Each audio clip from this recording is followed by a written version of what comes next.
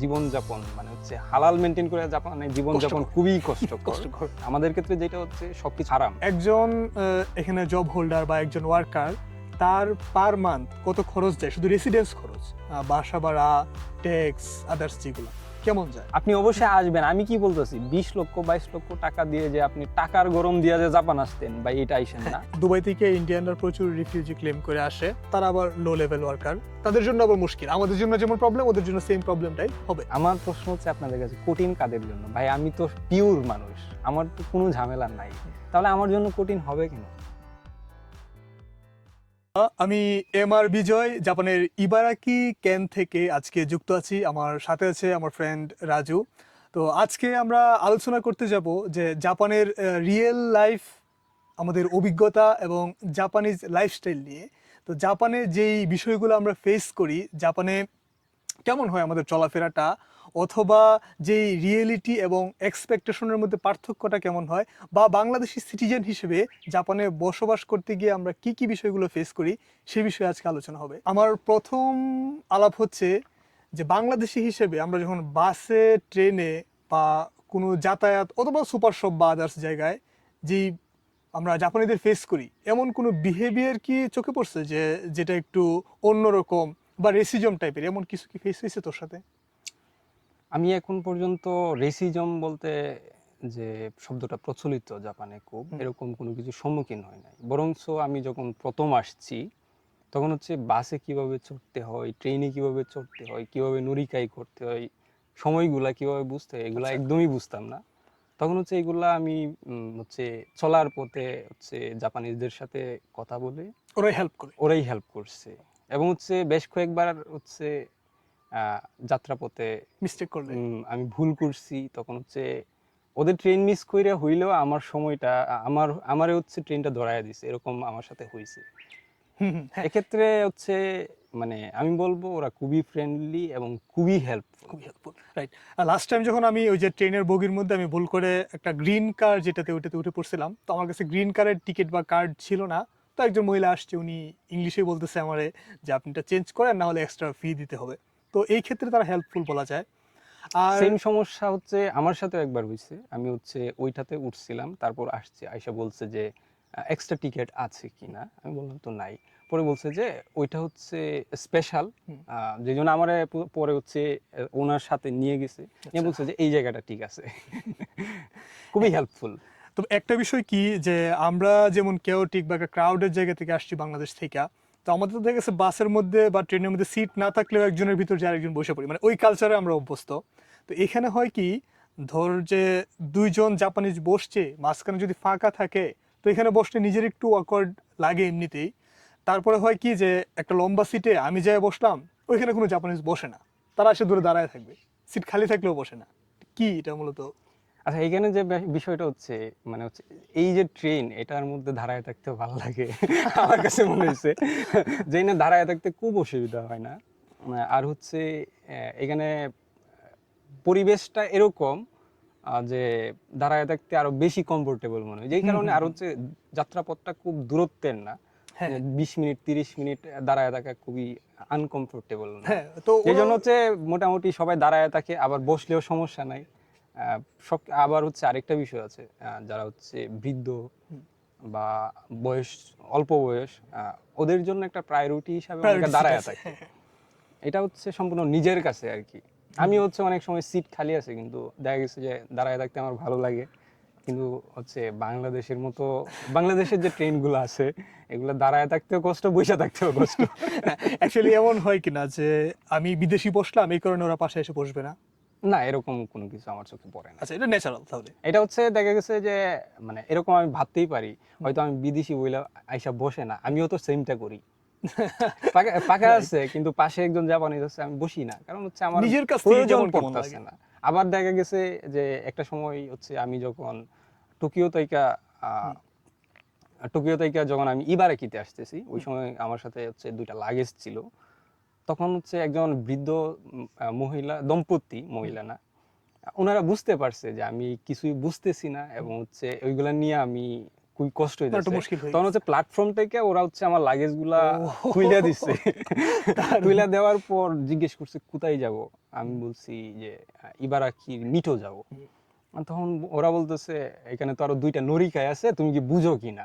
আমি বলছি আমি তো বুঝি না বিষয়টা, তুমি যদি চেঞ্জ না করো, মানে এই ট্রেনটা হচ্ছে একটা পার্ট মিঠো যাবে আর একটা হচ্ছে মেবি অন্য কোনো দিকে যাবে, কারণ হচ্ছে তুমি যদি ভুল করো তাহলে হচ্ছে ওই জায়গাতে চলে যাবে। আচ্ছা আচ্ছা তখন হচ্ছে ওরা বুঝাই দিচ্ছে কোন বগিটা হচ্ছে আমার জন্য সেফ, মিটো পর্যন্ত যাবে।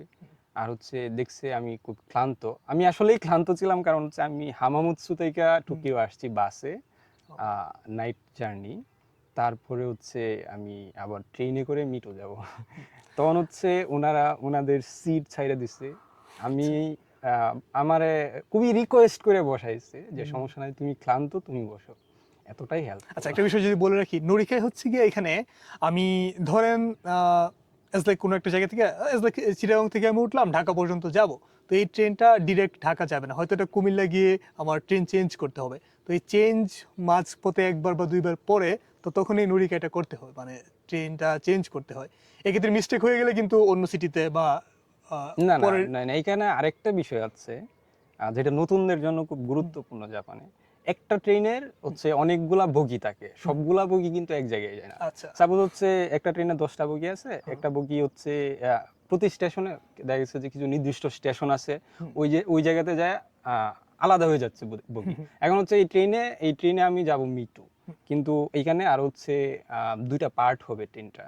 তখন হচ্ছে আমি যদি কোনোভাবে মিস করি, তখন হচ্ছে আমার যাত্রাপথটা যাত্রাটা নষ্ট হয়ে যাচ্ছে। আচ্ছা, হয়তো যে একটা অনেক তখন হচ্ছে বড় ট্রেন হ্যাঁ, মেইন সিটিতে সবটা ট্রেন যাবে, পরে যখন মানে ছোট সিটিতে যাবে তখন ভাগ হয়ে যাবে ভাগ সেটা। হয়ে যাবে। এই জন্য হচ্ছে মানে প্রতিটা ডিসপ্লে বোর্ডে আবার ওটা হচ্ছে উল্লেখ করা থাকে। এই জন্য ট্রেনে ওঠার সাথে সাথে এটা কাকুনিন যেটা কনফার্মেশন করাটা খুবই গুরুত্বপূর্ণ। আচ্ছা, আমি ট্রেনের ডিসপ্লে বোর্ড দেখি না, যদিও গুগল ম্যাপ থেকে দেখে চালাই দিই। কোন জায়গাতে ভাগ হবে ওই এই নিয়ে একটা ক্রস চিহ্ন থাকে, হুম, ক্রস একটা ডিভাইডার থাকে যে এই জায়গাতে মানে এই বগিটা ভাগ হবে। আচ্ছা ওইটা একটু বোঝা খুব গুরুত্বপূর্ণ আর কি, যাত্রা সুন্দর হওয়ার জন্য। আচ্ছা, নেক্সট হইতেছে যে খাবার দাবার। আমরা বাংলাদেশে যেসব খাবার রেগুলারলি অ্যাবজর্ব করে অভ্যস্ত, তো জাপানে আসার পরে কোন ধরনের খাবার খাওয়া হয়? অ্যাকচুয়ালি জাপানিজ খাবারের সাথে অভ্যস্ততা হয়েছে, নাকি দেশি স্টাইলের যে খাবার ভাত তরকারি ওইগুলাই, কোনগুলো খাওয়া হয় বেশি? আমার হচ্ছে জাপানিজ রাইসের সাথে খুবই একটা সম্পর্ক হয়েছে। আচ্ছা আচ্ছা, এখানে পার্থক্য কি জাপানিজ রাইস আর বাংলাদেশের রাইসের? এটা হচ্ছে জাপানিজ রাইসটা খুব আঠালো থাকে, যেটা হচ্ছে চপস্টিক দিয়ে কিন্তু আমাদের রাইসটা খাওয়া খুব কঠিন। ঝরঝরে। যেটা হচ্ছে স্টিক দিয়ে যেটা কিন্তু ওইটা হচ্ছে আঠালো থাকার কারণে ওটা চপস্টিক দিয়ে খাওয়া যায়, আর হচ্ছে ওটা খুবই সুস্বাদু। কিন্তু হচ্ছে আমি আমার কাছে স্বাদ দেখলাম যে লাগে না। এশিয়ানরা হচ্ছে সবচাইতে বেশি খায় যেটা হচ্ছে বাসমতি রাইসটা, হুম, ওইটা হচ্ছে বেশি খাই। কিন্তু আমার কাছে বাসমতির চাইতে জাপানিজ রাইসটা খুবই কমফোর্টেবল লাগে, এবং হচ্ছে আমার কাছে মনে হয়েছে পুষ্টিকর। এটা খুব পুষ্টিকর এবং সুস্বাদু। বিশেষ করে পুষ্টিকর বলতে গেলে হচ্ছে কি বলে ওটা, প্রচুর পরিমাণে ফাইবার থাকে, যেটা হচ্ছে খুবই গুরুত্বপূর্ণ আর কি। আমাদের দেশের ভাতগুলো মূলত যেমন আমরা ঝরঝরে ভাতগুলা মানে সব সময় মানে খেয়ে অভ্যস্ত, তো এই জায়গায় এসে একদম আটালো দলা পাকানো একটা ভাত হইলে মানে তরকারির সাথে এটা মিক্স করা যায় না, তো এই জন্য আমার পছন্দ না। আর হচ্ছে এমনিতে আমি হচ্ছে আমাদের দেশের যে রান্না আছে, হুম। তরকারি, আমি এগুলাতেই অভ্যস্ত। আর এগুলো হচ্ছে হালাল সব জায়গাতে পাওয়া যায়, অনলাইনে অর্ডার করে আনা যায়। আচ্ছা, এখন তরকারি তো মূলত যদি আমরা সবজি রান্না করি, সবজি হিসেবে না খাইলে আমরা যে মাছ মাংস, তো এই মাছ মাংস সবজি, এখানে সবজি কেমন অ্যাভেলেবল? সব সবজি আছে, কিন্তু হচ্ছে প্রাইসটা একটু আহ, কেমন আলু টমেটো যদি জাপান থেকে আমি কিনি, বাংলাদেশের সাথে পার্থক্য কেমন হবে? অনেক পার্থক্য। এক্সাম্পল হচ্ছে আলু হচ্ছে আমরা বাংলাদেশে কিনি 20 টাকা কেজি, কিন্তু জাপানে এই আলুটা 500 টাকা কেজি।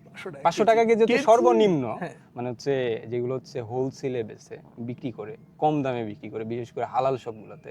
সুপার শপে আরো আমি আরো সুপার হচ্ছে প্যাকেট আরেকটু দামি। 4টা 5টা প্যাকেট, 4টা থেকে 5টা 300 মেবি 300 গ্রাম থেকে 400 গ্রাম হবে, ওটা 300 থেকে 300 400 ইয়েন টাকা 400 ইয়েন। অনেক দাম। এছাড়া অন্যান্য সবজি কেমন, সস্তা আছে কোনোটা মানে যেটা বাংলাদেশি রেটে পাওয়া যাবে?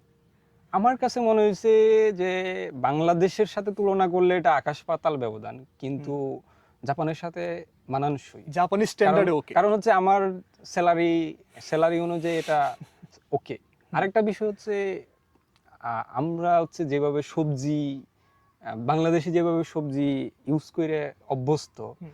এখানে এটা পসিবল না, কারণ হুম, হুম, এখানে হুম। খুবই লিমিটেশন নিয়ে চলতে হবে। যেহেতু দাম বেশি, আমি তো হিউজ পরিমাণ সবজি দিতেও পারতেছি না, আমার লিমিটেশন এসে পড়তেছে। জাপানিজ খাবার খাবার অভিজ্ঞতা আছে, হয়েছে অভিজ্ঞতা? জাপানিজ খাবার কেমন স্বাদ?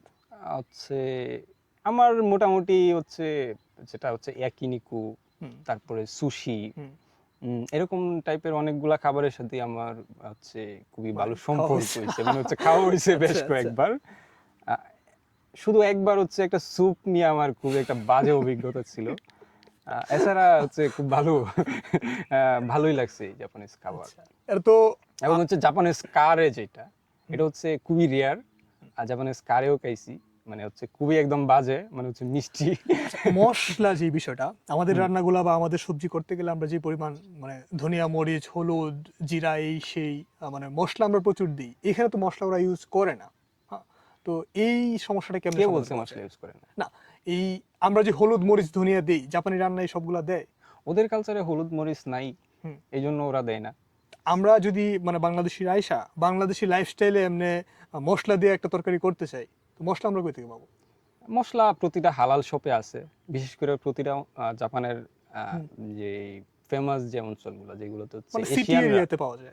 সাউথ এশিয়ানরা, বিশেষ করে ইন্ডিয়ান, হুম। পাকিস্তানি, বাংলাদেশি, নেপালি, শ্রীলঙ্কান, ওই সব অঞ্চলের মানুষরা যেগুলোতে বেশি আছে, প্রত্যেক জায়গাতে হচ্ছে হালাল শপ আছে। হ্যাঁ, নেপালিরও প্রচুর মশলা খায়, ইন্ডিয়ানরা তো খায়। হ্যাঁ, আরেকটা বিষয় হচ্ছে, দেখা গেছে অনেক অঞ্চলে, রেয়ার অঞ্চল, এগুলাতে হচ্ছে হালাল শপ অনেক দূরে, হুম। এই ক্ষেত্রে হচ্ছে অনলাইনে অর্ডার করে আনা যায়। অনলাইনে অর্ডার করা যায়, রাইট রাইট। অনলাইন থেকে মশলা পাওয়া যায়। আরেকটা বিষয় হচ্ছে, এক বছরের মশলা কিন্তু একদিনে আনা যায়। এখন হচ্ছে আমার যেটা হালাল শপ থেকে আমি যেটা মূলত কিনি, এটা হচ্ছে আমি হালাল শপ থেকে মশলাটা কিনি, মাঝে মাঝে মাংস কিনি, আবার হচ্ছে গিওমো কাছে থাকলে গিওমোতে হালাল মাংসটা পাওয়া আচ্ছা, যায়। গিয়োমো সুপ হচ্ছে একটা বিষয় বলে নিই, মানে যারা জানেন না, গিয়োমো সুপ হচ্ছে জাপানের সবচেয়ে সস্তায় বা অ্যাফোর্ডেবল প্রাইসে খাবারগুলো পাওয়া যায় এখানে। 1 কেজি চিকেন ওর বিফ মেবি পাওয়া যায়, বিফ চিকেন যেগুলো আছে সবগুলা আমাদের অ্যাফোর্ডেবল রেঞ্জে। আর সুপা থেকে কিনতে গেলে অনেকটা দাম পড়ে যায়। তো গিয়োমো সুপাটা খুবই, আমিও কেনাকাটা করি গিয়োমো থেকে। গিওমোটা হচ্ছে নট হচ্ছে এফোর্ডেবল, প্রাইস কম, বিষয়টা এটা না, যেহেতু আমরা মুসলিম, হুম। এবং হচ্ছে আমাদের দেশ থেকে আচ্ছা, 99% গিয়োমোতে হালাল আসে? 99% হচ্ছে মুসলিম আসে। আমাদের ক্ষেত্রে যেটা হচ্ছে সবকিছু হারাম। হুম। সাপোজ আমি যদি বলতে যাই হচ্ছে, আহ, যে জাপানের যে ফেমাস যে কফিগুলা আছে, অনেকেই জানে না হয়তো, একটা কল্পনার বাইরে যে কফির মধ্যে জেলাটিন থাকবে। কারণ হচ্ছে রামেন। কফি, রামেন সাপোজ বাদ দিলাম, কিন্তু কফির মধ্যে তো থাকার কথা না, হুম। কিন্তু কফির মধ্যে হচ্ছে যেটা হচ্ছে ভুথা বলি, মানে শুকরের যে শুকরের ফ্লেভার। চর্বিটা থাকে, যে কারণে হচ্ছে এটা খুবই, মানে জাপানে জীবনযাপন, মানে হচ্ছে হালাল মেনটেন করে জাপানে জীবনযাপন কষ্টকর। খুবই কষ্টকর। কষ্টকর। এই ক্ষেত্রে হচ্ছে গিয়োমোটা একটা বিশাল সাপোর্ট, কারণ প্রতি অঞ্চলেই গিয়োমো থাকে। হুম। আর গিয়োমোতে হচ্ছে প্রচুর হালাল পণ্য পাওয়া যায়, যেটা হচ্ছে আমাদের জন্য, মানে হচ্ছে মুসলিমদের জন্য খুবই গুরুত্বপূর্ণ। জাপানের খরচ কেমন? আমরা জানি জাপান প্রচন্ড এক্সপেন্সিভ একটা কান্ট্রি। এখানের সব জায়গাতে, এটা গ্রাম সাইড হোক বা বড় সিটি হোক, সিটিতে অবশ্যই দাম বেশি হয়, তবে গ্রামে হইলে অপেক্ষাকৃত একটু কম হয়। তো যাই হোক, এভারেজে এখানে তো এক্সপেন্সিভ লাইফস্টাইল। তো একজন এখানে জব হোল্ডার বা একজন ওয়ার্কার, তার পার মান্থ কত খরচ যায়, শুধু রেসিডেন্স খরচ, বাসা ভাড়া, ট্যাক্স, আদার্স যেগুলা, কেমন যায়? আচ্ছা, যাই হোক, মানে হচ্ছে সবচেয়ে গুরুত্বপূর্ণ যে বিষয়টা হচ্ছে, আমাদের দেশে কি প্রত্যেকের স্যালারি এক? এখানে তো জব এক। এবং যোগ্যতা ভেদে হচ্ছে স্যালারি ভিন্ন। হুম। এখন হচ্ছে আমি হচ্ছে আমার যেটা ধারণা আছে, মানে সর্বনিম্ন যে একটা স্যালারি, বা যে এসএসডব্লিউ ওয়ার্কার এবং টিআইটিপি ওয়ার্কার, হুম। এরকম যে যে লেভেলটা আছে, কমন লেভেল, এই কমন লেভেল অনুযায়ী যদি আমি বলি, আমার ক্ষেত্রে যদি আচ্ছা, বলি, এদের স্যালারিটা কেমন হয় এভারেজে? আহ, এত একটা রেঞ্জ যদি, আমি হচ্ছে মানে নির্দিষ্ট কোনো রেঞ্জ বলতে পারবো যেমন না, 17 মান 20 কারণ মান হচ্ছে 22 মান এক একটা রেঞ্জ একজনের আছে এক না? একটা রেঞ্জ হয়, কিন্তু হচ্ছে নর্মালি সবার 2 লক্ষ ইয়েন থেকে 2,30,000 ইয়েন, এরকম সবারই আচ্ছা, আমি মোটামুটি ধরলাম যে আসে। 1,70,000 থেকে 2,20,000 এই রেঞ্জে। হ্যাঁ, এই রেঞ্জে হচ্ছে, এই রেঞ্জের ভিতরে থাকে, কিন্তু অনেকের হচ্ছে অনেক বেশিও আসে, ওটা তো 3 লক্ষ আদার্স। ইয়েনও আসে। এখন এই একজন ওয়ার্কার যদি 2 লক্ষ আর্ন করে, হুম, তার মান্থলি কি খরচ যাবে, রেসিডেন্স খরচগুলো? আচ্ছা, যাই হোক, মানে হচ্ছে 2 লক্ষ, যে স্যালারিটা, ওই স্যালারি হচ্ছে সাপোজ এসএসডব্লিউ ওয়ার্কার, এই ক্ষেত্রে হচ্ছে তার প্রতি মাসে হেলথ ইন্স্যুরেন্স 8,000 থেকে 10,000, 8 থেকে 10,000 আমি ধরলাম 10,000 প্রিমিয়ামটা। আচ্ছা। তারপরে হচ্ছে পেনশন আছে হচ্ছে 15,000, 15,000 ইয়েন। আবার প্রিমিয়ামে গেলে 2 মান। যাই হোক, নর্মালি প্রথম দিকে হচ্ছে 15,000 ইয়েন থাকে, এনে গেল 25,000 ইয়েন। তারপরে হচ্ছে ট্যাক্স থাকে একটা, মানে হচ্ছে আমার যে ইনকামটা আছে, ইনকাম যদি বেশি হয় ট্যাক্স বাড়ে। 2 লক্ষ ইয়েন যদি ইনকাম হয় তাহলে ট্যাক্স আসবে 4,000 3 থেকে 3,500। আমি ধরলাম 4,000, কত হলো? 29,000। আচ্ছা, বাসা ভাড়া? তারপর হচ্ছে আমি যে বাসা ভাড়া দিই, আগের কোম্পানিতে দিতাম হচ্ছে এটাও বাসা ভেদে আলাদা আলাদা। 25,000, 25,000। আর বর্তমান কোম্পানিতে দেই 18,000। আচ্ছা, কোনো কোম্পানি এমন আছে যে আমার 50% ওরা দিল, 50% আমি দিলাম, বা ফ্রি? হ্যাঁ হ্যাঁ আছে, অনেক কোম্পানি আছে হচ্ছে ওটা 50% বাসা ভাড়াটা হচ্ছে কোম্পানি দেয়, আর 50% হচ্ছে ওয়ার্কার দেয়। এই ক্ষেত্রে হচ্ছে 15,000-এর মতো সেভ আসে, হয়। 15,000 টাকা বাসা ভাড়া আসে, বা আরো কম আসে। আর আর ফোন, ওয়াইফাই, আদার্স এই বিলগুলো? ওয়াইফাইটা হচ্ছে অনেক কোম্পানি ফ্রিতে দেয়, যেমন আমার কোম্পানি আমাকে ফ্রিতে ওয়াইফাই দেয়। আর হচ্ছে আমার ফোন খরচ দেয় হচ্ছে, আমি যেই সিম চালাই এই সিম হচ্ছে 3200 এটা টাকা। তো একদম মানে যেটা 3200 রেঞ্জটা তো একদম কম রেঞ্জের। আমি তো চালাই, আমারটা হচ্ছে 7,000 নেয় আমার। না না, এটা হচ্ছে আমি যেই সিম চালাই ওই কোম্পানি হচ্ছে আমার আনলিমিটেড ডাটা দেয়। আচ্ছা। এই ক্ষেত্রে হচ্ছে আমার 3200 টাকা আসে, কিন্তু এটা হচ্ছে অনেক জায়গাতে নেটটা একটু উইক থাকে।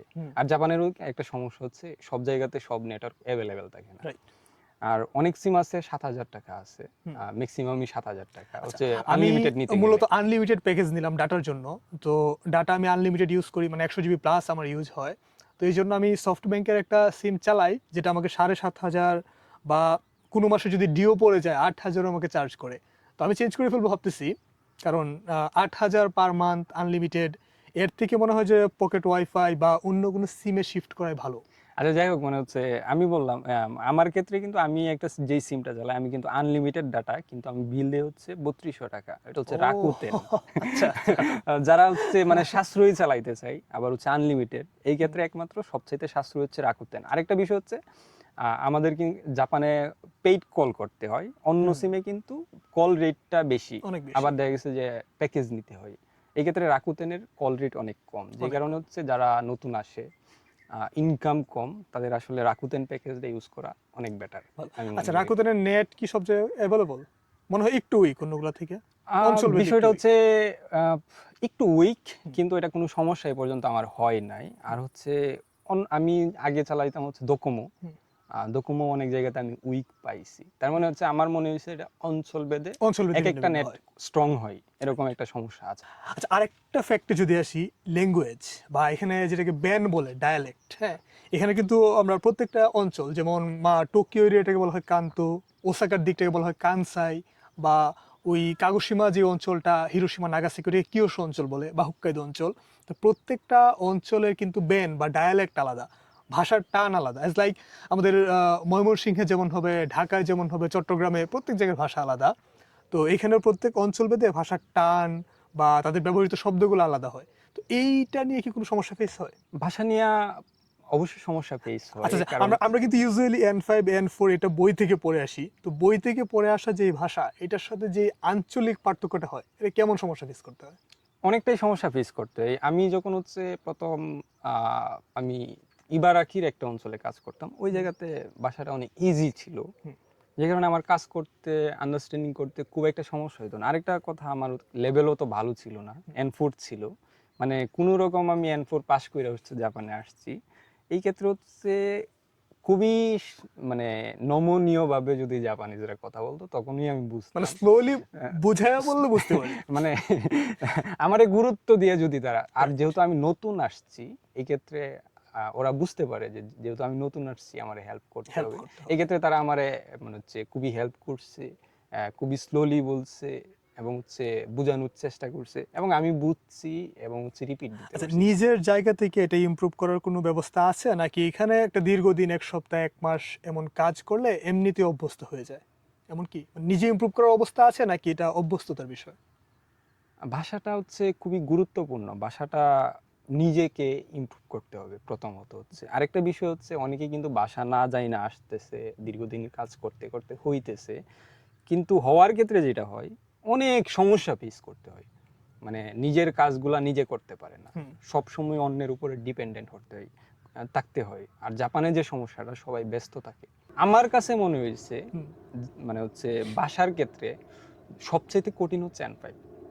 কেন কেন কঠিন কেন কঠিন কারণ হচ্ছে আমার শূন্য জ্ঞান। আমি যখন জাপানিজ ভাষা শুরু করি তখন আমার জাপান সম্পর্কে আমার কোনো নলেজ নেই, মানে হচ্ছে আমি একদম শূন্য জ্ঞান, জিরো নলেজ। এইখান থেকে আমি এই যে ইনপুটগুলো প্রথমবার দিতেছি, ভাষা শিখছি। এর সাথে কঠিন তো আমার কিছু হইতে পারে না। যখন আমি N4 শুরু করছি তখন হচ্ছে আমার কাছে ইজি মনে হয়েছে। আমার সাপোজ আমার হচ্ছে 3.5 মাসে আমি 2টা লেভেল শেষ করছি। এর মধ্যে আমার মনে হয়েছে 3 মাসই আমার N5 লাগছে। ব্যাপারটা হচ্ছে সার্টিফিকেট খুব গুরুত্বপূর্ণ। এখন দেখা গেছে যে আমার N3 এর সার্টিফিকেট কিন্তু শো করতেছে না আমি যখন SSW তে আসতেছি। এই ক্ষেত্রে আমার যোগ্যতা, আমি N3টা শেষ করলাম, করে নাট পরীক্ষা দিলাম। অবশ্যই নাট পরীক্ষা দেওয়া যায়। নতুন আরেকটা অপশন আছে JLC, একটা পরীক্ষা হয়, জেপিটি টেস্ট, এটা দেওয়া যায়। আসলেও আর N3 করার মতো ধৈর্য থাকে না সবার। এট লিস্ট আমাদের যখন 6 মাস একটা লেভেলে যায়, তারপরে আমরা N3 করতে গেলে সিলেবাস কিন্তু আচ্ছা, আমি আরেকটা এনে হচ্ছে আরেকটা প্রসঙ্গটা এনে আনি। এটা খুব গুরুত্বপূর্ণ। আমি হচ্ছে বিভিন্ন সময় হচ্ছে অ্যাপসের মাধ্যমে যারা ফরেনার, যারা ভাষা শিখতেছে, তাদের সাথে আমি যোগাযোগ করার চেষ্টা করতাম। হ্যাঁ, আমি হেলোটকের কথা বলছি। ওটা হচ্ছে হেলোটক। তখন হচ্ছে প্রায় সময় আমি হচ্ছে মিয়ানমারের অনেকের সাথে কানেক্টেড হইতাম। এখন যদি মিয়ানমার বলি, বাস্তবতার দিক দিয়ে হচ্ছে আমাদের চাইতে ওরা অনেক পিছায় আছে, একটা যুদ্ধপ্রবণ এলাকার। এই এলাকাতে আমি যাদের সাথে কথা বলতাম সবাই ছিল এন্ট্রি লেভেল, মানে হচ্ছে এরা এন্ট্রি লেভেল শেষ করে ঘুরতেছে। কম্বোডিয়া ওদের লেভেল আলাদা হয়, একদম কম্বোডিয়ার আমি জানি না, কিন্তু মিয়ানমারের ক্ষেত্রে যেটা হচ্ছে সবাই N3 পাস করে ঘুরতেছে, আর হচ্ছে SSW তে আসবে N3 পাস করে ঘুরতেছে। এটা এরকম বিভিন্ন সেক্টরে N3 পাস করে কোম্পানি হয়ে আছে, কোম্পানি খুঁজতেছে, এরকম আছে। আর আমাদের দেশে হচ্ছে কোন রকম, আমার ক্ষেত্রে বলি যে তাড়াতাড়ি আমরা চলে যাই, অন্যদের ক্ষেত্রে না, আমার ক্ষেত্রেই বলি, আমিও সেম ভুলটাই করছি। এবং হচ্ছে আমি ভাবছি জাপান আইসা মনে হচ্ছে খুব ইজি হয়ে যাবে N3 পড়া। এখন হচ্ছে আমি যে সমস্যাটা ফেস করছি, এখানে আইসা আমার পড়ার সময় নাই, ম্যানেজ করা যায়, কারণ হচ্ছে আমি হার্ড পরিশ্রম করে, রান্না বান্না করে, খাওয়া দাওয়া করে আমি আর পড়ার এনার্জিটা পাই না। কিন্তু এই সময়টা যদি আমি 3 মাস বা 2 মাস দেশের ব্যয় করতাম, 2 মাস আমি এই সময়টা দিতে পারতাম, আমি একটা ফুল এফোর্ট দিতে পারতাম, N3 ওকে। আচ্ছা, তার মানে সার কথা হইতেছে যে N4 করার পরে যে N3টা যতটুকু কভার করা যায় এটা নিজের স্বার্থে কভার করে আসা উচিত। যদি মনে করেন এখানে আসা কভার করবেন, এটা কিন্তু পসিবল না, মানে একটা টাফেস্ট কাজ হবে এটা। তো N3টা মোটামুটি যতটুকু লেভেল করা যায় নিজ থেকে বা অনলাইন রিসোর্স থেকে, আরেকটা বিষয় হচ্ছে আগে আসতে পারে। আরেকটা বিষয় হচ্ছে বর্তমানে আমি যখন আসছি তখন কিন্তু প্রতিযোগিতাটা অনেক কম ছিল। সাপোজ আমি যখন পরীক্ষা দিতাম তখন হচ্ছে আমি 2 দিন আগে ডেট নিতে পারতাম জেএফটির, এবং হচ্ছে আমি পরীক্ষার হলে যায় দেখতাম সব সিট ফাঁকা। আর বর্তমানে যেটা হচ্ছে অনেকে 6 মাস 1 বছর ধরে ঘুরতেছে ডেটই নিতে। সেই ক্ষেত্রে হচ্ছে যেহেতু ক্যান্ডিডেট বেশি কিন্তু আমাদের সার্কুলার অনেক কম, এই ক্ষেত্রে মানে হচ্ছে যারা যোগ্য তাদেরকেই কিন্তু কোম্পানি সিলেক্ট করে। জাপান কিন্তু হচ্ছে আমি বইলা দিলাম যে এই ছেলেটা আনো, এরকম না, কোম্পানি হচ্ছে তার ভাষাগত যোগ্যতা দেখে আনে সরাসরি ইন্টারভিউয়ের মাধ্যমে। এই ক্ষেত্রে হচ্ছে যখন 10 জন ইন্টারভিউ দিতেছে, যার N3 আছে তার অবশ্যই প্রায়োরিটি। হ্যাঁ, ল্যাঙ্গুয়েজ লেভেলের উপর প্রায়োরিটি, যে কারণে হচ্ছে এটা মানে জাপানে আসার জন্যই শুধু না, জাপানে আইসা ভালো সার্ভাইভ করার জন্যই না, কোম্পানি পাওয়ার জন্য হইলেও N3 করা গুরুত্বপূর্ণ, মাস্ট। কম্পিটিশন যেহেতু এখন বেড়ে গেছে, তো কম্পিটিশনের জায়গায় আপনাকে টিকতে হলে আপনাকে আরো বেশি যোগ্যতর হইতে হবে। তো সেই যোগ্যতার ক্ষেত্রে মানে নিজের ভাষাটা পাকাপোক্ত করে আসা উচিত সবার জন্য। আচ্ছা, স্যালারি আলাপ তো মাঝখান দিয়ে আমরা একবার করলাম, তারপরেও যদি একটু শর্টলি বলি যে স্যালারির এক্সপেকটেশন কেমন, বা কেমন মাপের স্যালারি হইলে জাপানের জীবনযাপনটা চলে, বা স্যালারি কেমন পাওয়া যায় এজ লাইক ওয়ার্কার যারা ইন্টারন্যাশনাল সার্ভিস, টিআইটি, এসএসডব্লিউ যেটাতে আসুক? আমি ওইভাবে না, আমি একটু ভিন্নভাবে বলি। আমি হচ্ছে আমার যেহেতু বিভিন্ন দেশে আমার ফ্রেন্ড সার্কেল আছে, বন্ধুরা আছে, আমি দেখলাম যে জাপানে আপনি মানে হচ্ছে আপনারা আসলে যেটা পাবেন খুবই সুন্দর একটা লাইফস্টাইল পাবেন, স্যালারি যাই হোক কেমন। সাপোজ হচ্ছে অন্যান্য দেশে হচ্ছে যেটা হয় আর কি, ইভেন কোরিয়াতেও এক রুমে কয়জন থাকে? আচ্ছা আচ্ছা, মেস মেস যে মানে সিস্টেমটা। দেখা গেছে যে এক রুমে থাকে হুম। উপরে একজন নিচে একজন, মানে হচ্ছে একটা থাকে তিনজন থাকে একটা সাইডে, এক রুমে প্রায় 5 থেকে 6 জন থাকে। কিন্তু আমার ক্ষেত্রে যেটা হচ্ছে, আমার কোম্পানি 2 রুমের একটা বাসা আমারে দিয়ে বাসার দিয়েছে। ফ্যাসিলিটি খুব ভালো। মানে হচ্ছে বাসা আমার থাকার ক্ষেত্রে মানে হচ্ছে আমার কোনো অসুবিধা নাই, এবং হচ্ছে এনে আমার নিজের মতো আমি নিজেরে গুছায় নিতে পারতেছি, আমার যা খুশি তা করতে পারতেছি। মানে এই ক্ষেত্রে আমার কোনো প্রতিবন্ধকতা এবং আচ্ছা, অসুবিধা নাই। মিনিমাম কেমন স্যালারি রেঞ্জ হয় এসএসডব্লিউ ওয়ার্কার বা টিআইটিপি? মানে সবার তো এখানে মিনিমাম একটা এখানে স্কেল আছে, হচ্ছে কেমন এভারেজ হয়? 1,90,000 থেকে 2,30,40 পর্যন্ত হয়। মানে তারপরে হচ্ছে ইএন, এটা 1,90,000 থেকে 2,30,40 ইএন এর মতো আর্ন হাজার হয়। ইয়েন। আচ্ছা, মূলত আমি ধরে নিলাম যে 2 লক্ষ প্লাস মাইনাস ইএন পাওয়া যায়। তো সেইখান থেকে আমরা আগে যে কস্টগুলো বললাম, যে বাসা ভাড়া, ট্যাক্স এটসেট্রা, এগুলো থেকে 50,000 থেকে 60,000 এই রেঞ্জের একটা খরচ চলে যায়। তারপরে হচ্ছে নিজের বাকিটা খাওয়া, আপনার এন্টারটেনমেন্ট, আপনার ট্রাভেল, যে যেমন মানে খরচে যে যেমন খরচ করতে চান সেটার উপর আরেকটা কাট হওয়ার পরে যে স্যালারিটা ওইটাই মূলত পাওয়া যায়। আর এখানে তো যেটা সর্বনিম্ন একটা স্কেল আছে যে পার আওয়ার আপনাকে এত পে করতে হবে, যেমন ইবারাকিতে মেবি 1,070 বা 1,090 ইয়েন পার আওয়ার। এটা আপনাকে 90, মিনিমাম 1,000। পে করবে 1,090 ইয়েন। তার উপরে আপনি ওভারটাইম বা আপনার কাজের দক্ষতার উপরে আপনি যত আর্ন করতে পারেন সেটা আর্ন করতে পারবেন। আর যদি ফিক্সড স্যালারি হয় সেক্ষেত্রে কথা নাই, সেটা ভিন্ন বিষয়। সেক্ষেত্রে আপনি যদি 2,50,000 3 লক্ষ ফিক্সড স্যালারিতে আসতে পারবেন।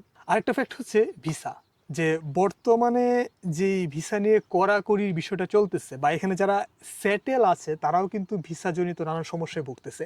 আর যারা নতুন আসবে তাদের জন্য হচ্ছে, আচ্ছা আমরা একটা একটা করে আলোচনা করি, যে এইখানে যারা বর্তমানে কর্মরত আছে বা ভিসা চেঞ্জ করতে চাচ্ছে তাদের জন্য ভিসা জনিত যে প্রবলেমটা হইতেছে এর জন্য দায়ী কে? মূলত কি যারা আমরা বিদেশের অবস্থান করতেছি তাদের কোনো ফল্ট, ডকুমেন্ট ফল্ট, নাকি এদের ইমিগ্রেশনের কোনো স্ট্র্যাটেজি? ইমিগ্রেশনের আসলে কোনো ফল্ট নাই। আর হচ্ছে নিয়মগুলা এরকমই ছিল, অলিখিত ছিল। বর্তমানে হচ্ছে ইমিগ্রেশন এটা একটু হার্ড করছে। মানে আগে স্বচ্ছতা আনার চেষ্টা করতেছে। স্বচ্ছতা আনার চেষ্টা করছে। আগে হচ্ছে এগুলা ছাড় দিছে অনেকে। যেমন সাপোজ আমার একজনের সাথে কথা হয়েছিল, ওই লোক হচ্ছে খুবই গর্বের সহিত বলতো, ইমিগ্রেশনে যখন আমাকে ডাকা হইতো তখন আমি মানে হচ্ছে কেন তুমি পে করতেছো না ট্যাক্স, তখন হচ্ছে সে খুব গর্বের সহিত বলতো, ইমিগ্রেশনে বলতো যে আমার ভিসা বাদ দিয়ে দেন, আমি দিব না। কিন্তু নট লাইক এটা না, হয়তো উনি রিকোয়েস্ট করছে যে আমি পরের বার দিয়ে দিব, কিন্তু যখন আমাদের সামনে এসে উপস্থাপন করছে এইভাবে করছে বিষয়টা। দেখা গেছে এই লোক ভিসা পাইছে 3 বছরের, মানে হচ্ছে রিকোয়েস্ট করে। কিন্তু বর্তমানে যেটা হইতাছে, যারা হচ্ছে এরকম আগে ট্যাক্স পে করে নাই, তারপরে হচ্ছে জবের সাথে তার শিক্ষাগত যোগ্যতার কোনো মিল নাই। আরেকটা বিষয় হচ্ছে, এটা কিন্তু শুধু ইন্টারন্যাশনাল সার্ভিস যে বিষয়টা আছে, সেটার ক্ষেত্রে এটা হচ্ছে জাপানের একটা হায়ার বিষয় আর কি, যেটা হচ্ছে স্পেশালিস্ট হাই এবং স্কিল। হাই স্কিল আর কি, স্পেশালিস্ট ইঞ্জিনিয়ার, ডাক্তার, ওদের ক্ষেত্রে এই বিষয়টা ইস্যু করা হয়। কিন্তু হচ্ছে দেখা গেছে আমাদের দেশ থেকে যারা আসতেছে, আমি অনেক পাইছি একদম লো স্কিল, মানে হচ্ছে পরিশ্রমীও না। কোনো হচ্ছে যোগ্যতা, ওই দেখা গেছে যে এই ভিসা নিয়ে কাজ করতেছে হচ্ছে কনস্ট্রাকশনের। এখন হচ্ছে আপনি ভাবেন একজন লোক কনস্ট্রাকশনের কাজ করতেছে, ফ্যাক্টরিতে কাজ করতেছে, তার কিন্তু যোগ্যতা হচ্ছে এইটাই, কিন্তু হচ্ছে তার ভিসা দেখাইতেছে হচ্ছে সে ম্যানেজার পদে একটা আসতেছে। ম্যানেজার পোস্টে। আচ্ছা, এবং হচ্ছে মানে হচ্ছে অনেক আছে যে ম্যানেজার পোস্ট দেখায় ভিসা তুলছে কিন্তু কাজ করতেছে লেবারে। লেবার হিসেবে। ওদেরকে একটু হার্ড করছে। আর আমি বলবো হচ্ছে যারা আসলে রিয়েল ওয়ার্কার, জাপানে আসতে চান, কাজ করতে চান, বিশেষ করে এসএসডব্লিউ টিআইটিপি, আপনারা একদম নিশ্চিন্তে জাপানে আসেন। আপনাদের জন্য জাপান খুবই সুন্দর আছে, এবং যে ওরা কোনো অফার করতেছে কোনো সমস্যা নাই opportunities। আপনার যে 5 বছরের ভিসা আছে, আপনি 5 বছর থাকতে পারবেন।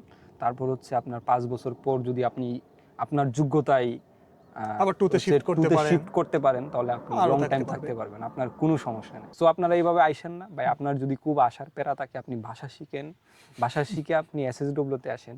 আর যদি আপনার ভাষা শিখার ধৈর্য কম থাকে, আপনি টিআইটিপি ভিসাতে আসেন। কিন্তু কথা হচ্ছে ইন্টারন্যাশনাল ভিসার যে একটা, যে এত রেঞ্জের বা এত টাকা খরচ করে, বা আপনি যদি স্কিলফুল থাকেন, ইঞ্জিনিয়ার হন, আপনার স্পেশালিটি থাকে, আপনি অবশ্যই আসেন। আপনার জন্য যেমন ওয়েট করতেছে, তাদের স্কিল লোক না, না, দরকার। হচ্ছে আপনি অবশ্যই আসবেন। আমি কি বলতেছি, 20 লক্ষ 22 লক্ষ টাকা দিয়ে যে আপনি টাকার গরম দিয়ে যে জাপান আসতেন ভাই, এটা আইসেন না। কিন্তু আপনি হচ্ছে আপনার যোগ্যতার গরম দিয়ে আসেন, আপনারে ভাই জাপান প্রণাম করবে, সালাম দিবি ভাই। তো কথাটা হচ্ছে মূলত এটাই যে একটা হাই স্কিলড ভিসায় আপনি আসতেছেন, কিন্তু আপনার স্কিল নাই, এজ এ লেবার আপনি কাজ করতেছেন, তো এই জায়গায় ওরা নীতিমালাটা স্ট্রং আচ্ছা, করতেছে। আরেকটা বিষয় বলি, মানে হচ্ছে একটা আউট অফ টপিক আনি, হচ্ছে ওই যে আমি বললাম যে ফেলোটোকে কথা বলতাম, ওই সময় অনেক ইন্ডিয়ানদের সাথে কথা হইতো, এবং হচ্ছে জাপানে কিন্তু ইন্ডিয়ানরা বেশিরভাগ আইটি সেক্টরে আছে, আমার যদি ভুল না হয় মেবি হচ্ছে প্রচুর ইন্ডিয়ান হচ্ছে হ্যাঁ। আইটি সেক্টরে আছে। আর ওরা কিভাবে আসে, মানে হচ্ছে যারা ইন্টারন্যাশনাল সার্ভিসে আগ্রহী, বিভিন্ন ইঞ্জিনিয়াররা আছেন বা আইটি স্পেশালিস্টরা ওই আছেন, ফিল্ডে খুব দক্ষতা। এই দক্ষতা আছে, কিন্তু আপনার জাপানে আইসা আপনার মানে হচ্ছে একটা জাপানের জীবনযাপনে আপনি আসতে চাইতেছেন বা আগ্রহী, আপনি বাই N3 N2 করেন বাংলাদেশে তাইকা, এটা খুব কঠিন কিছু না, 1 বছর হয়তো সময় যাবে জীবন তাইকা কইরা আপনি আসেন। আমি যেটা বলতে চাইছিলাম, ওইসব ইন্ডিয়ানরা হচ্ছে মানে হচ্ছে আইটি স্পেশালিস্ট যারা, ওরা হচ্ছে ইন্ডিয়া থেকে N3 কইরা তারপর জাপানে আসতো, এবং হচ্ছে জাপানের আইটি সেক্টরে ইন্ডিয়ানরা বেশ ভালো করতেছে, এবং হচ্ছে মোটামুটি ভালো রেঞ্জের স্যালারি নিয়ে জব করতেছে, মানে ইন্ডিয়া থেকে ভাষা শিখে ওই স্পেশালিস্ট ভিসা দিয়ে আসছে, নট এ রিফিউজি আছে অনেক, নাই যে এরকম না, শুধু যে আছে, আছে। বাঙালি বিষয়টা এরকম না, প্রত্যেক আমি দেখছি দেশেরই অনেকে আছে। দুবাই থেকে ইন্ডিয়ানরা প্রচুর রিফিউজি ক্লেম করে আসে, তারা আবার লো লেভেল ওয়ার্কার, তাদের জন্য আবার মুশকিল। আমাদের জন্য যেমন প্রবলেম, ওদের জন্য সেম প্রবলেমটাই হবে। স্কিলের ভ্যালু দুনিয়ার সব জায়গাতে আছে, জাপানেও আছে। তো আরেকটা বিষয় হচ্ছে যে যারা নতুন আসতে চায় জব ক্লেম করে, তো তাদের জন্য কি জাপান আসলে কঠিন হয়ে গেছে, নাকি অ্যাজ ইউজুয়াল আছে? তাদের কি দুশ্চিন্তার কোনো বিষয় আছে এখানে? আচ্ছা, বিষয়টা হচ্ছে মানে কঠিন খাদের জন্য, হুম। আমার প্রশ্ন হচ্ছে আপনাদের কাছে, কঠিন কাদের জন্য? ভাই আমি তো পিওর মানুষ, আমার তো কোনো ঝামেলা নাই, তাহলে আমার জন্য কঠিন হবে কেন? হুম।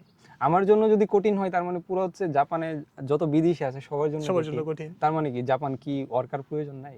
আছে, প্রচুর নিতেছে। অবশ্যই দরকার আছে। জাপান কি চাইতেছে, মানে আমার মতো বা আপনারা যারা ভবিষ্যতে আসবেন, লিগ্যাল ওয়ার্কার চাইতেছে, মানে রিয়েল ওয়ার্কার, এবং লিগ্যাল, স্কিলড ওয়ার্কার। স্কিলড এবং লিগ্যাল। মানে আপনি হচ্ছে এখানে আসবেন, থাকবেন, কাজ করবেন আরামসে, ভাই আপনারা সুযোগ করে দিতেছে, এমন না যে আপনারা গা ধরে বের করে দিতেছে, মানে হচ্ছে কাদেরকে বের করতেছে, যারা হচ্ছে অসাধু, মানে হচ্ছে অসাধুই উপায়ে বলতে আসছে। হবে এটা ভাই, আচ্ছা।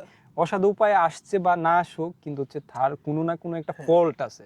কিন্তু আপনার তো ফল্ট নাই, যারা হচ্ছে SSW বিষয়ে আসবেন বা যারা হচ্ছে হাই স্কিলড নিয়া আপনি হচ্ছে ইন্টারন্যাশনাল সার্ভিস বিষয়ে আসবেন, আপনার তাদের জন্য ভয়ে কোনো সমস্যা নেই। কোনো সমস্যা নাই, তাদের এখানে ইনসিকিউরিটির কোনো বিষয় নাই। আরেকটা বিষয়টা হচ্ছে আপনি অবশ্যই এই দেশের নিয়ম কানুনকে শ্রদ্ধা করে থাকতে হবে, আসার পরে তাহলে ওরা আপনারে শ্রদ্ধা করবে। আর যদি আপনি এই দেশের নিয়ম কানুন শ্রদ্ধা না করেন, ভাবেন যে এটা হচ্ছে আশা একখণ্ড পড়ছে এখন বাংলাদেশের মতোই, বা আমি এনে বাংলাদেশের মতোই থাকবো বা পাকিস্তানের মতোই থাকবো বা ইন্ডিয়ানরার মতোই থাকবো, এটা সম্ভব না। সম্ভব না। এবং আহ, এটা হচ্ছে শুধু সম্ভব না, বিষয়টা এরকম না, এটা আসলে খুব একটা জঘন্যতম এটা একটা মন আইন ভঙ্গ মানসিকতার করা। পরিচয়। হ্যাঁ, আর আইন ভঙ্গ করলে এখানে আপনার যে কেউ দেশে ডিপার্ট করে দিবে, এটা যে কোনো কান্ট্রি হোক, সিম্পল। আচ্ছা, এখন ভিসার ক্ষেত্রে যদি আমরা তো আলাপ করলাম ইন্টারন্যাশনাল সার্ভিস ভিসার সমস্যা বা এখানের করণীয়গুলো নিয়ে, আর SSW তো সবচেয়ে সেফেস্ট ওয়ে আসার বা কাজ করার। আরেকটা যেটা আছে আমাদের TITP, এটা নিয়ে কি অভিজ্ঞতা বা কি মতামত? আচ্ছা, TITP বিষয় নিয়ে হচ্ছে আমি মানে হচ্ছে কাজ করতে গিয়া আমার একটা এক্সপিরিয়েন্স হয়েছে। আমি যেসব জায়গাতে এই পর্যন্ত কাজ করতে গেছি, সব জায়গাতে আমি যেটা পাইছি হচ্ছে SSW ওয়ার্কার হিসেবে প্রচুর পরিমাণ ইন্দোনেশিয়ান। তখন আমার মাথা ঢুকছে, এত পরিমাণ ইন্দোনেশিয়ান কেন? সাপোজ আমি বর্তমানে যে কোম্পানিতে কাজ করতেছি, প্রায় হচ্ছে 150 ওয়ার্কার আছে এখানে, এখানে হচ্ছে 130 জন ইন্দোনেশিয়ান। আচ্ছা, বাংলাদেশি কয়জন? আমি শুধু একা বাংলাদেশি, আচ্ছা। এবং বাকি হচ্ছে ভিয়েতনাম, ফিলিপিন, কম্বোডিয়া। এই হচ্ছে অবস্থা। এখন হচ্ছে অন্য যেসব জায়গাতে কাজ করছি সেম সিচুয়েশন, সাপোজ আমি হিতাচি নাকাতে যখন কাজ করছি, ওই জায়গাতে আমি হচ্ছে অন্য কোনো ওয়ার্কার একদমই দেখি নাই, হচ্ছে 99% হচ্ছে ইন্দোনেশিয়ান। আর হচ্ছে বান্দুশি একটা জায়গাতে কাজ করছি, ওই জায়গাতে আমি যেটা দেখলাম, মানে একটা কুমিয়ায়ের অধীনে 250 জন ইন্দোনেশিয়ান আছে। ওরা কি সবাই শুধু TITP তে কনভার্টেড? না না, আমি হচ্ছে বিষয়টাতে আসতেছি। এখন হচ্ছে এই এত পরিমাণ ইন্দোনেশিয়ান কিভাবে ঢুকতেছে SSW সাথে, এটা হচ্ছে প্রায় দেখা গেছে যে TITP থেকে 50 থেকে 60% কনভার্টেড। এই যে TITP তে আইসা যে একটা এরা পরিচিতি তৈরি করছে, যেই পরিচিতির মাধ্যমে হচ্ছে প্রচুর ইন্দোনেশিয়ানের চাহিদা বাড়তেছে। এখন পারফরম্যান্স ভালো দিচ্ছে ওরা। পারফরমেন্স তো অবশ্যই ভালো দিছে। আরেকটা বিষয় হচ্ছে সবাই যখন আসে পারফরমেন্স কিন্তু ভালোই দেয়, খারাপ দেয় না।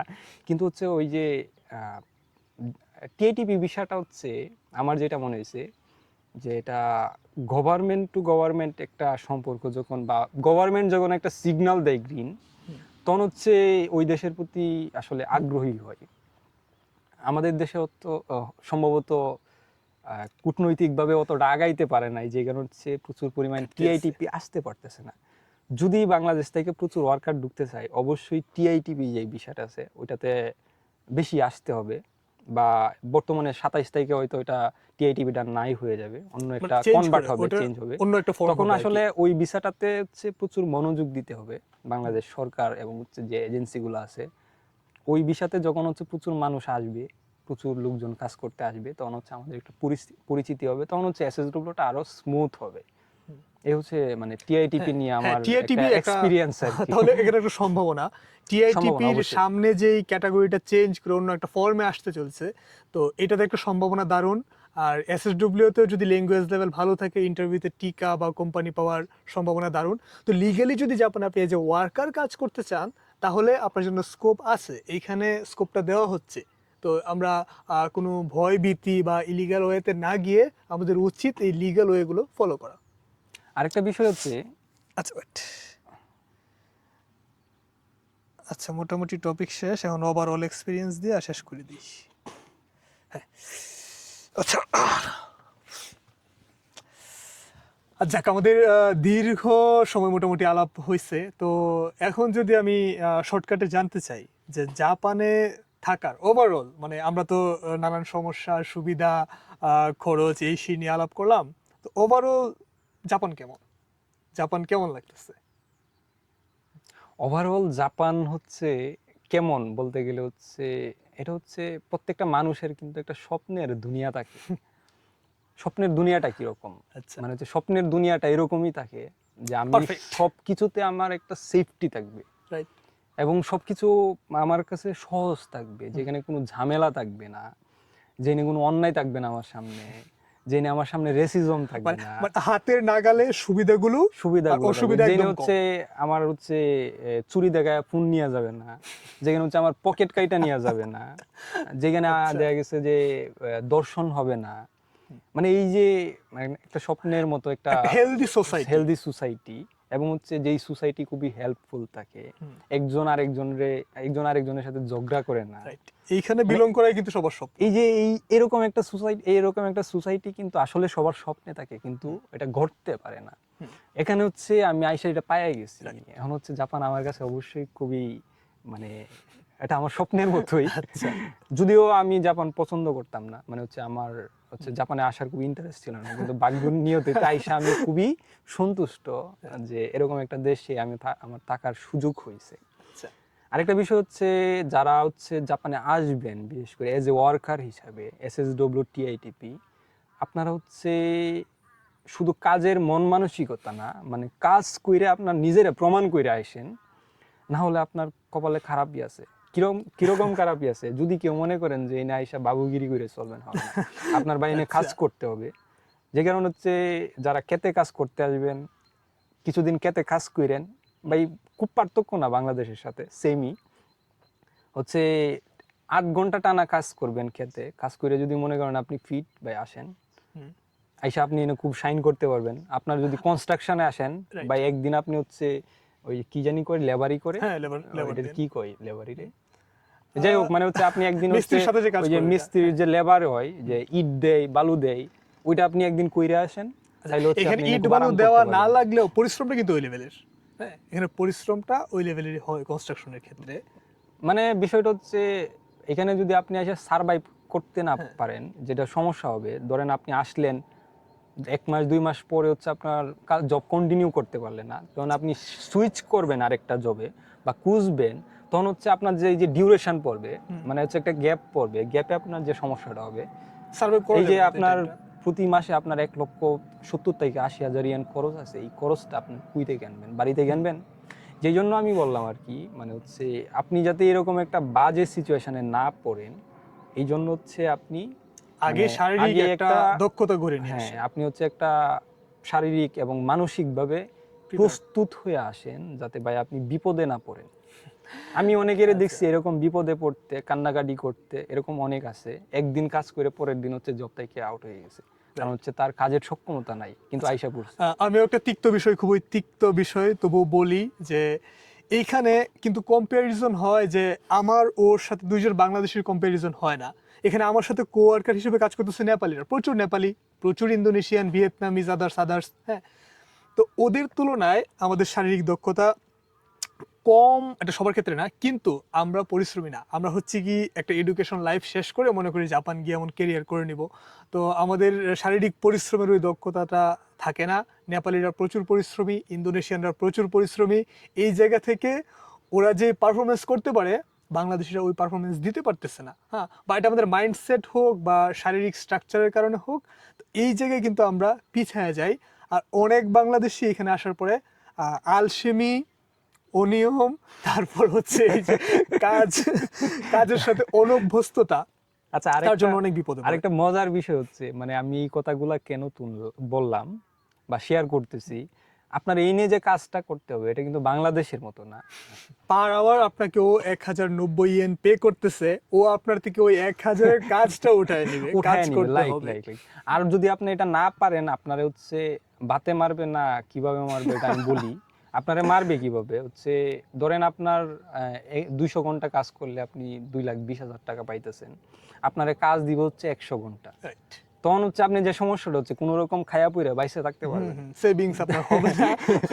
হচ্ছে আপনারা দেখা গেছে যে ওই যে আপনি একদিন কাজে গেলে 10,000 টাকা পাবেন, আপনার হচ্ছে ওই যে কাজ আপনি একটু গাফিলতি করছেন, ডিউটি কম করে আপনার দিবে, এই আজকে যাই গিয়া ওভারটাইম দিবে না, ডিউটি কম বিভিন্ন করে ভাবে দিবে। হচ্ছে আপনারে ও হচ্ছে বিভিন্ন শিক্ষা দিবে যেগুলোর জন্য আপনার জীবন হচ্ছে নরক হয়ে যাবে।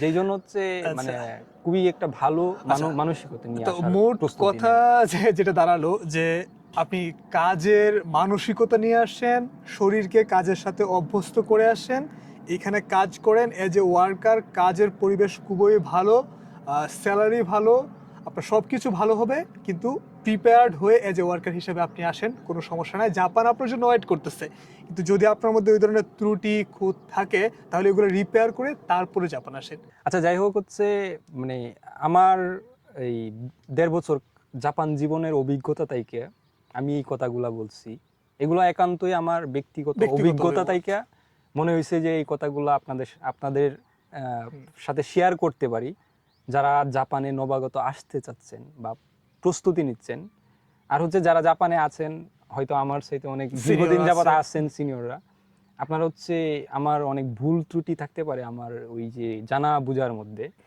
এইগুলো হচ্ছে একটু সুন্দরভাবে নিয়েন, সহনশীলভাবে নিয়েন, কারণ আমার হচ্ছে যতটুকু বুঝতে পারছি সবার পার্সপেক্টিভ আলাদা। আমি একটা জায়গা থেকে একটা বিষয় ফেস করতেছি, আপনি হয়তো আরেক জায়গা থেকে আরেকটা বিষয় ফেস করতেছেন।